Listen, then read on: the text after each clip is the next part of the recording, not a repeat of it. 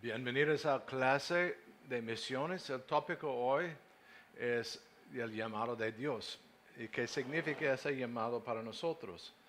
¿Cuál es nuestra responsabilidad en misiones? Por eso hablamos de qué significa un llamado. Hay cuatro conceptos que están importantes. En un llamado hay comunicación. Llamado por teléfono, hablamos. Llamado por celular, hablamos. Conexión por Facebook, pero no es verbal, pero hay conexión. Entonces, hoy siempre hay un concepto que hay comunicación entre una persona y otra. En este caso, Dios está hablando a nosotros. El clave segundo se relaciona a una necesidad. ¿Cuál es esa necesidad que Dios está trabajando a comunicar con nosotros?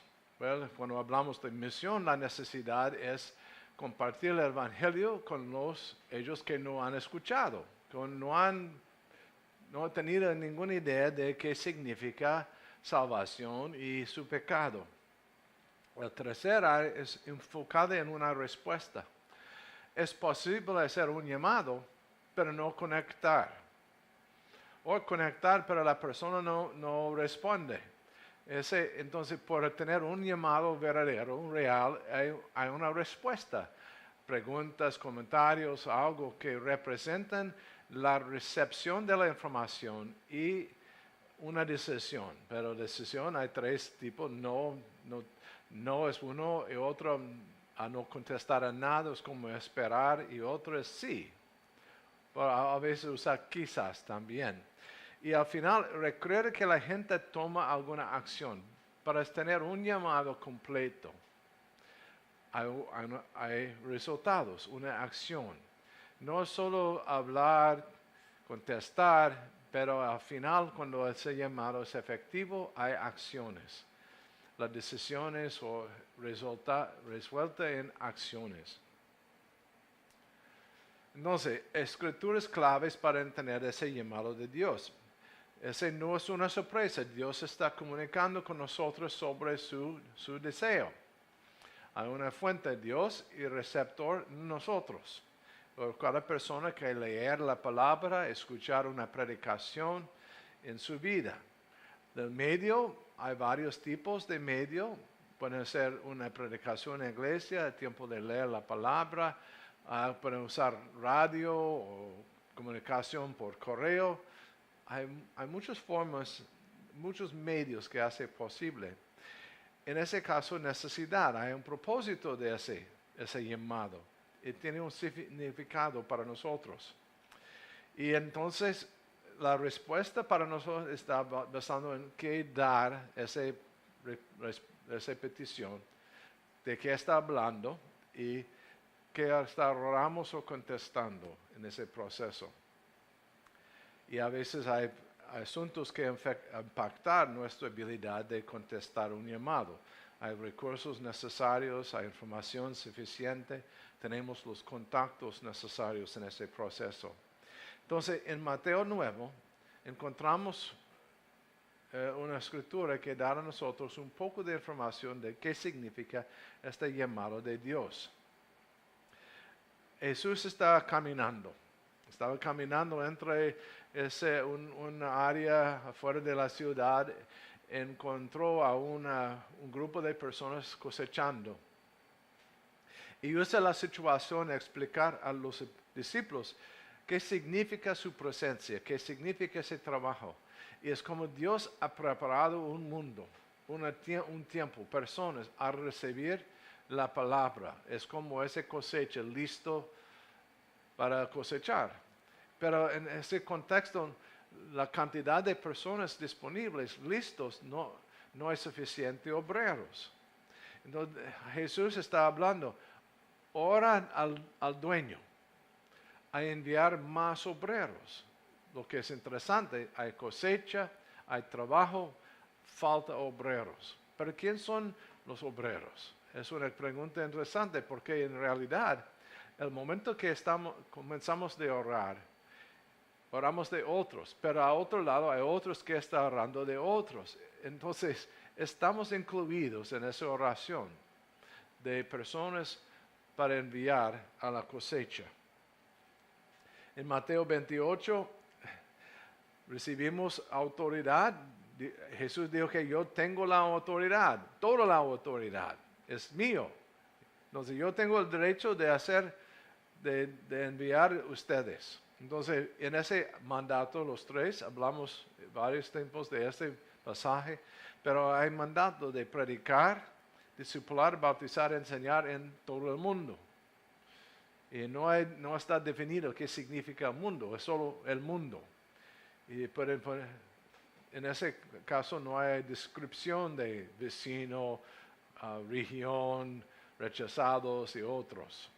Concepto es el mundo. No hay límites de distancia, no hay límites de tiempo, es para ir a todos.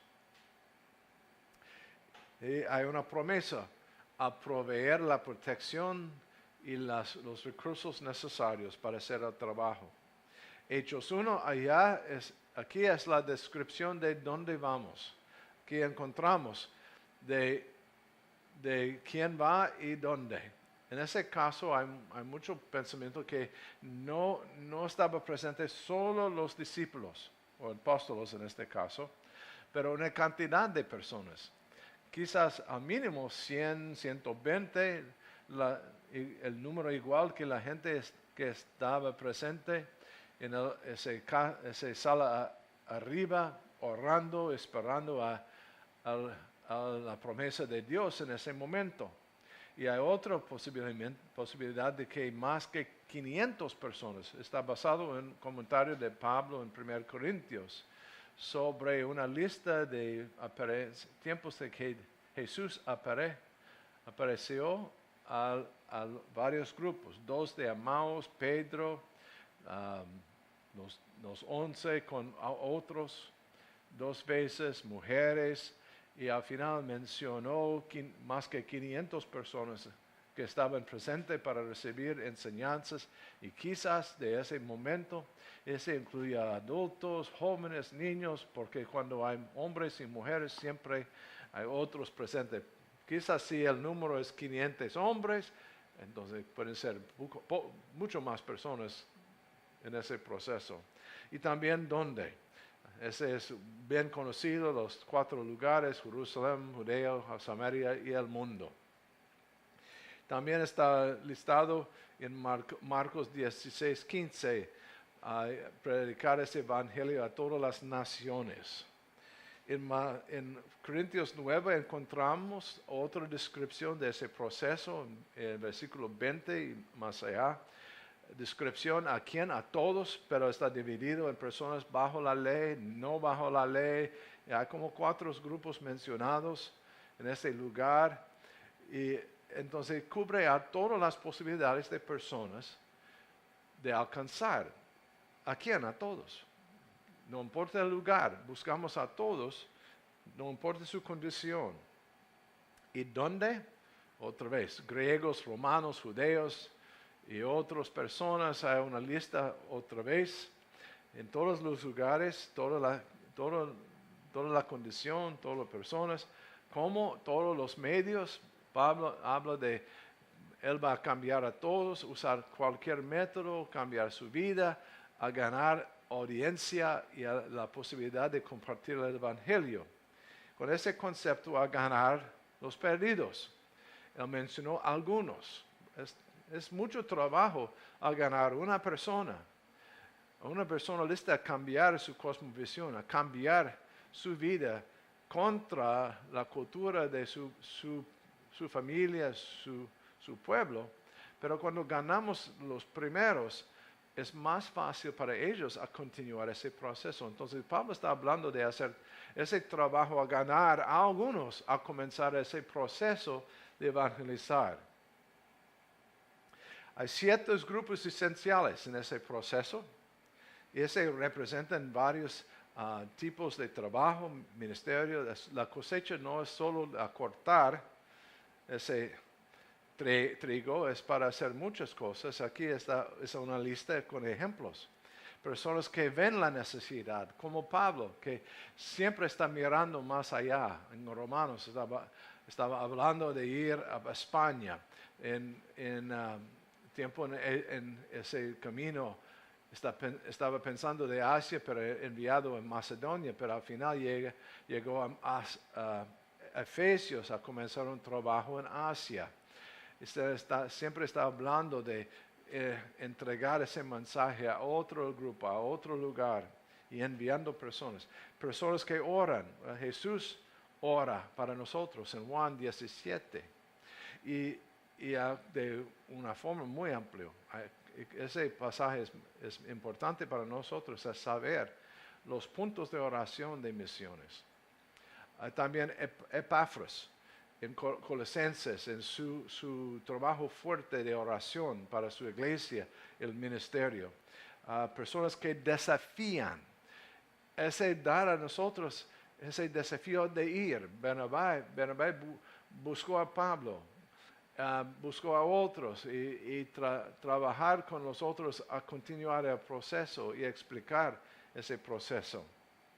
Personas que enseñan, como Aguila y Priscila, otro ejemplo de personas que tuvieron esa responsabilidad de enseñar en la iglesia y ampliar la misión, explicar la misión y su trabajo en 2, 3 lugares.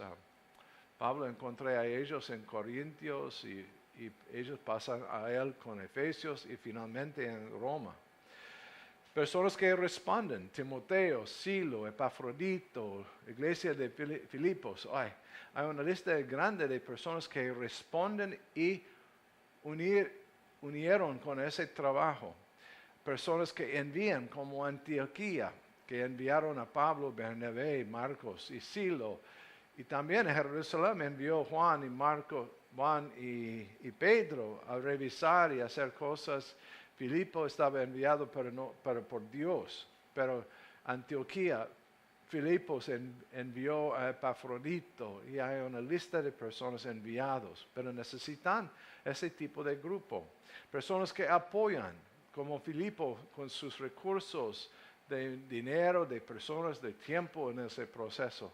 Hay personas que son necesarias. Esa es una lista de tipos de trabajo y ministerio posible que hace posible la misión. Y cada persona en esa es una persona llamado a servir en la misión. ¿Quién puede ser llamado? No hay límite. Niños.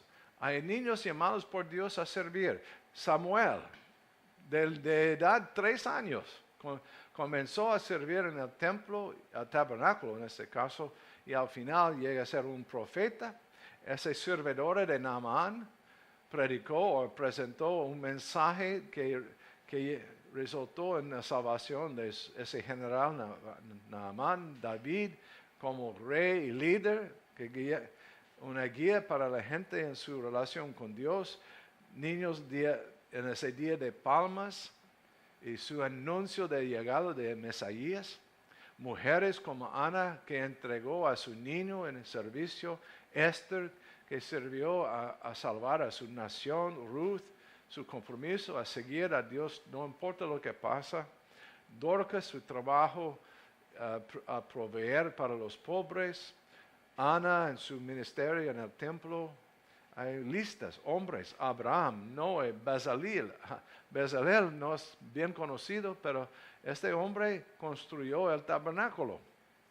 Amós, un pastor, cuidando con higueras y ovejas, y llamado por Dios a predicar y profetizar a la nación de Israel. Pedro, un hombre no común, un hombre no excelente, pero por su tiempo con Jesús cambió a ser un líder fuerte en el servicio. Ese Gadarín, un rechazado, que tuvo ese trabajo a regresar a su familia para ministrar y compartir el mensaje de salvación. Parejas, Pedro con su esposa, mencionado en 1 Corintios 9, Águila y Priscila, los dos listados. Y grupos, hay grupos mencionados. Vamos a hablar un poco más sobre grupos. Así aquí, la iglesia en Antioquía. Filipos es un ejemplo también mencionado, la iglesia de Filadelfia, en Apocalipsis capítulo 3. ¿Cuáles son los esenciales? Es basado en lo que tenían. Tenían los recursos, habilidades necesarios, pero eso está basado en lo que Dios ha provisto para nosotros. ¿Quién dijo que está posible? Dios. Dios está atrás de ese movimiento, este llamado. Dios, el creador que tiene acceso a todos los recursos necesarios. ¿Qué prometió en ese proceso? Jesús, nuestro Salvador, prometió su presencia, su poder, y prometió a nosotros un consejería, un consolador, el Espíritu Santo, que siempre está listo a ayudarnos en ese ministerio. El contenido de este llamado, obreros. Buscamos obreros, personas listos a servir, obedientes en ese proceso. Rogamos a recursos, porque en esa cosecha hay necesidad de herramientas y varios tipos de recursos, como finanzas y materiales. Oración es algo, rogar a Dios, a aprender cómo orar. Y un ánimo, Dios anima a nosotros en ese proceso. Y entonces incluye enviar y apoyar. No solo hay necesidad, pero también hay ese proceso. Cuando estamos llamados, nos vamos y recibimos los recursos necesarios cuando llega el tiempo. Y también hay necesidad de orar para los que van en ese proceso. Hay muchos ejemplos de eso y apoyo. ¿Cuál es el resultado? La proclamación del Evangelio a todas las naciones en todas las partes. Entonces el llamado de Dios hace posible a nosotros a recibir esa información, esa dirección de Dios y comprensión de esa cosecha, esa obra que está frente de nosotros. Y nuestra parte en ese proceso. En esa cosecha hay muchos tipos de trabajo. Encontré esa realidad en Sierra Leone con ese trabajo con arroz. Hay personas que cortar, personas que transportar, personas que cocinar, personas que dirigir ese trabajo, personas que guardar, secar. Hay muchos pasos en el proceso de cosechar. También en ese trabajo, en ese evangelismo, esta misión, hay personas que preparan los materiales, herramientas. Hay personas que hacen el trabajo directo, cortar, predicar. Hay personas que están listos de apoyar en ese proceso, cargar, preparar la comida y otras cosas. Es como orar y dar de mis recursos, de mis finanzas, a soportar las personas enviadas. El llamado de Dios es para todas las personas. No hay persona excluida. Cada persona puede orar, cada persona puede dar algo, a un centavo. Como esa viuda en el templo que ganó la aprobación de Jesús, no por sus bolsas de dinero, pero por sus 2 monedas. Y su confianza, su fe en Dios, que cuando da a Dios, Dios puede usarla todo en su nombre y multiplicar en formas increíbles para su trabajo. Estamos llamados a compartir nuestro conocimiento y relación con Dios a los otros y ese mensaje de salvación. Este es lo que significa el llamado de Dios. Gracias. Continuamos en el próximo hablando de un área diferente de dar.